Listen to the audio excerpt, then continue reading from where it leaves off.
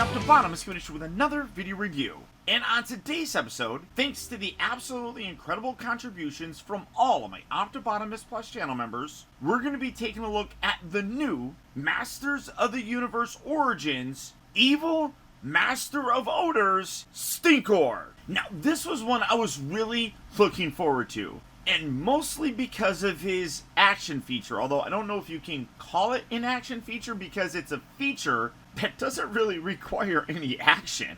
It just does it. And it calls it out here right on the package. The product has a real smell, and apparently it's fun. Now, STINKOR was one of those that utilized a really fun sort of thing where they built in an odor into the plastic. So while they were mixing the plastic, putting it all in there, they would pour a liquid substance basically into the molding process, which resulted in the figure almost always having a smell. You can even buy vintage ones to this day, and while it's probably a little bit more faded, that scent is still there. They also did it with Mossman, and those were two figures that really, because of our strong kind of tie-in with our sense of smell and memory, really made these figures stand out for us, especially a lot of us collectors that grew up with them. There is a nostalgia when you smell these that instantly triggers all those memories. So this was one I was really looking forward to. For the package, as you can see, you got that very classic Origins sort of look with the Masters of the Universe logo there, the red rocks and everything. You got the sky. You can see you have the mini comic there in the back. You got the little bubble. One thing that's interesting is most Origin figures, and I'm going to bring in the next one that I want to review, you can see all of them have this little cut in them. So this is Web Store. You can see you had that little cut. This guy's doesn't have that, which I'm just assuming is done to kind of keep the smell in there and maybe not have you smell it while it's in the stores. I don't know, but that's an interesting change to the package, which I was like, oh, that's kind of cool. Of course, you got the other figures that are in this wave. You got He-Man and Skeletor, which are always going to be around. But then you have the new Lord of Powers Beastman, which I don't have any interest in, and I'm not going to pick up. And then the Eternian Goddess, which is also known as the Green Goddess. Again, I probably am not going to pick her up. It is a green version, basically, of Teela.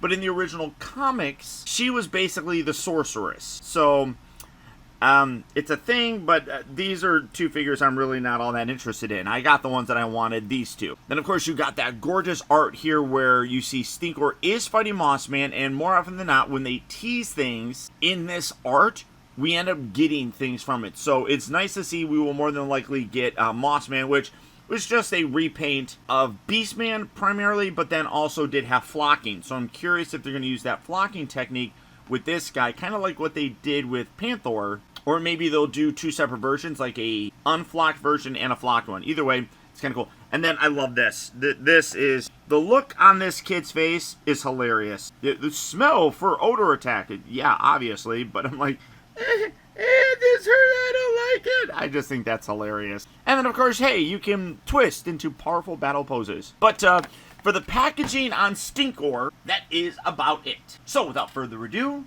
let's get him out here and smell how cool he actually is. And here we have STINKOR opened up and out of his packaging.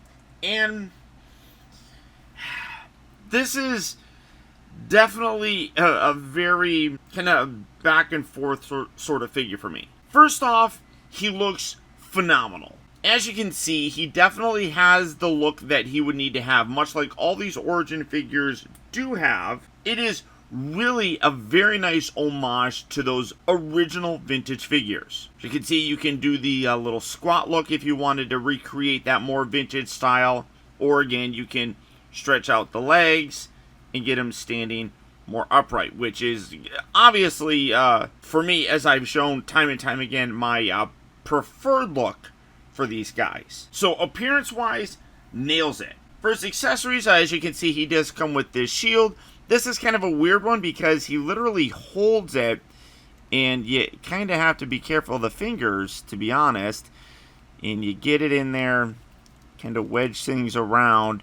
And now he's got a shield. But it does kind of flatten out his fingers a little bit when you're doing it, because it's a flat back for the most part, but still looks good.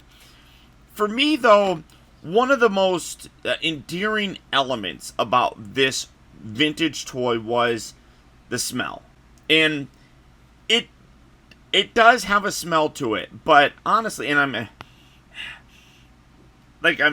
here, do you smell it? Do you smell it? There's a smell to it. It's not nearly as distinct as I would like it to be. To be totally honest, I'm bringing in Merman because for the most part he is just a repaint. I did do some swapping of some that Lords of Power one though, so it's a little bit different here looking, but you can pretty much see what's going on. The biggest thing is going to be the head sculpts. The bodies and everything are the same, and then you can see that you have the Mecha-Neck armor, which obviously means we're at some point in time going to get Mecha-Neck, which I'm excited about as well. But the rest of them is pretty much just, you know, what we've seen before. The thing, though, what was that smell, that patchouli scent, which it really is gross. It doesn't smell very good.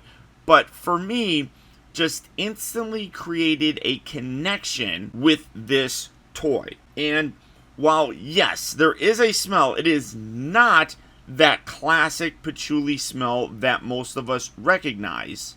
And it's a lot more faint than you would expect. Almost to the point when you do smell it, it's, I mean, like, smell him, smell,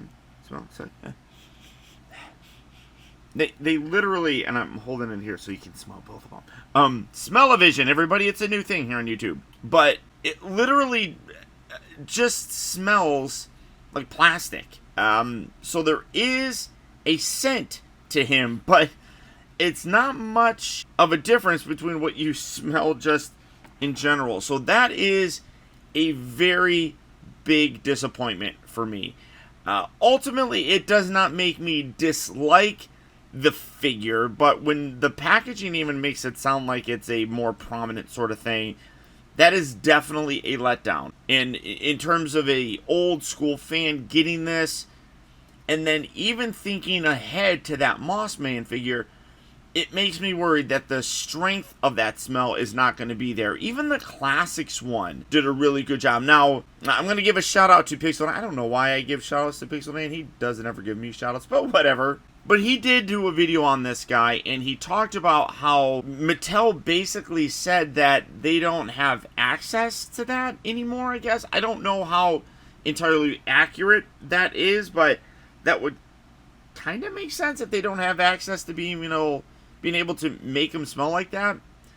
I don't know. I mean, it is what it is. I don't know what that is. That's a little... I have literally no idea what that is. Like schmutz. That side doesn't have it. That's really quite weird. But either way, like I said, it doesn't ultimately make me dislike the figure. It just is a bit of a disappointment. But great paint otherwise, except for that weird blob. You got the black, you have the white, you got the whole skunk look. I do kind of wish that they did some paint applications on the teeth. Kind of like what they did with Merman here. That's a little bit unfortunate that they didn't do that. And then again, of course, the Mecha-Neck armor, which has been obviously known since we were getting this character that we would be basically getting a Mecha-Neck. So really like it. Also, one thing that I'm noticing is, well, I guess it's not that big of a deal, but you can see like some orange. The orange for the little fuzzy bits, that's some orange, but his gloves are red, but there is some like redder elements like with the belt and then in the mechanical sections here. So the colors match pretty decently. Articulation wise is all the same. You have a ball joint for the head, the pin, hinge, swivel joint thing going on for the shoulders, elbows, wrists. You do have the waist rotation. You have a ball joint sort of thing going on here at the hips, the hinge and the swivel. You got the boot cut, you have the ankle rocker, and then the hacky sack thing going on there. So I wonder if he actually holds this better in this hand, because it's a fist. So let's not really much better, unless you just want to go like that. That's not terribly bad, honestly. That kind of looks cool.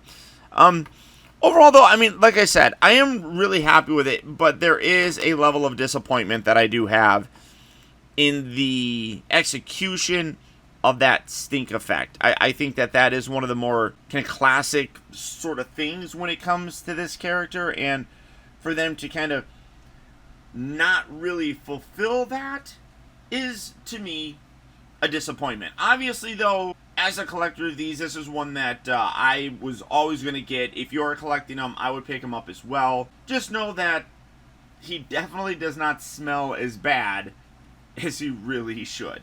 But beyond that, guys, that's about it. If Stinkor here is a figure that you would like to add to your collection, much like all the other Masters of the Universe Origin figures, they are fairly hard to find in stores. So truthfully, the easiest way to get your hands on them is to pre-order them through places online like Big Bad Toy Store. For that, I'll put a link right down there in the video description, where you can go there and check out availability on this guy, as well as the rest of the wide range of Masters of the Universe Origin figures. And finally, guys, remember that the real trouble with the world is that too many people grow up.